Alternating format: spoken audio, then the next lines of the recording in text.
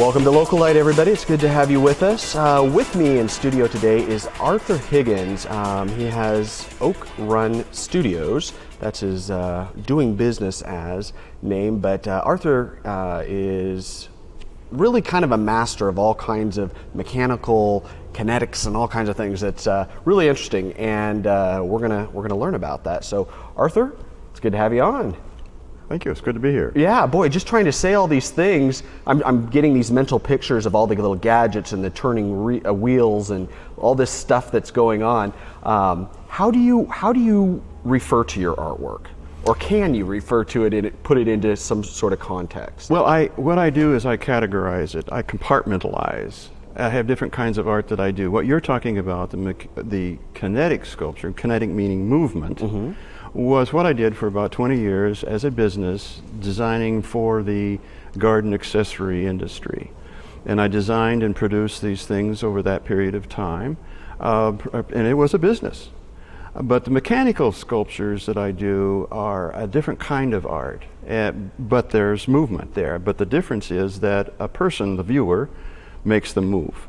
And so there's a totally different aspect about them. Some of them I've done as toys, but they're different in that what I'm doing with mechanical sculptures is that they are toys with or they're sculptures with a toy vocabulary, and that would be colors and shapes and forms that you would normally find into it. But they're not toys per se. It's a little difficult to define. I've redefined that category. But that's just one part of what I do as an artist. Right, and you do all kinds of, like, what are some of the other mediums that you do? Because it does really run the gamut.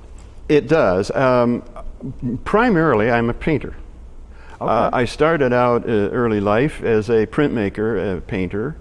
It would be in the 50s, believe it or not. But I do an oil painting a week. I paint all the time. In concert with that, I do sculptures. My work as a professional artist is from nature, and I do all my sketches, and then I do my paintings from that. But that's not the only thing I do. It would be one-dimensional for me to do that, and I'm not that kind of a person. So I like to do things that are challenging and also make money for me. Right. One of the things I've done since the 70s is our public art commissions. And I've supported myself with public art commissions. Now, I'm from Alaska originally, and Alaska is one of the first to have this program. So they are 1%, they're called public art, or 1%. 1% of the cost of a public building goes to art. It's a competition. 200, 400 artists compete for this commission, and then once you get it, well, then you can do pretty well with that. So, but that's a different kind of thing from the kinetic sculptures, from the mechanical sculptures, from the paintings.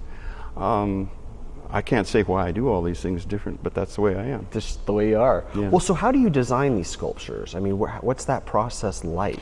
Well, I start with well, let's say I got the start of the business. It came from a proposal for a public art commission. And at that time, I decided I need to make a living because I didn't really have any visible means of support. This is all I've done. So I reduced the size of one of these forms. It was actually a teeter-totter for kids, and I reduced it down to about 2 feet. And I wanted it to move. And so from that, I developed these forms. I also decided I wanted them white so they would contrast with outdoors.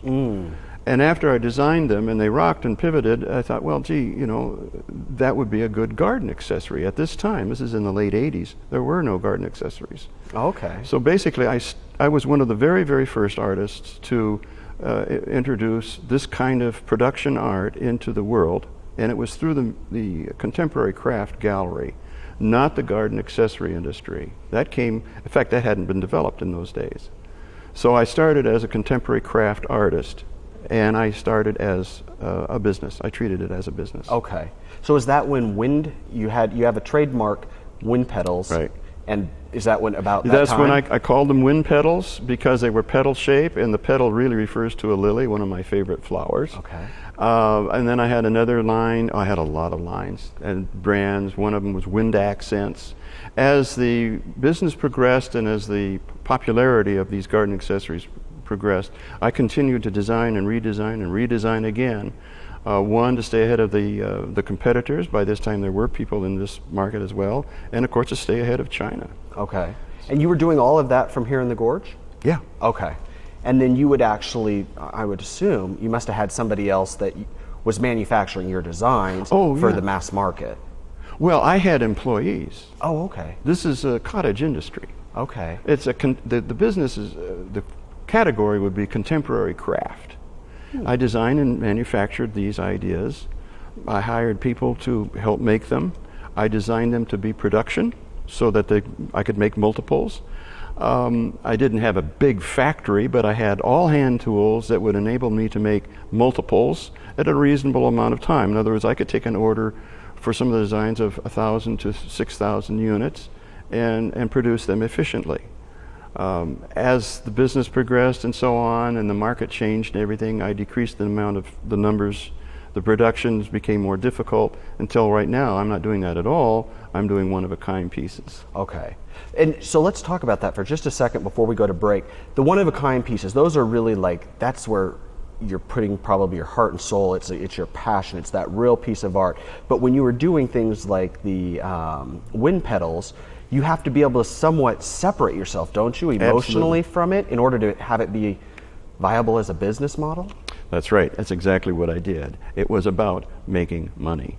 And if it sold, for example, Nature Company came up to me one day at a show I had in Atlanta, or I had a booth there, and they said, "Do you do these things in patina?" Well, I had never thought of that.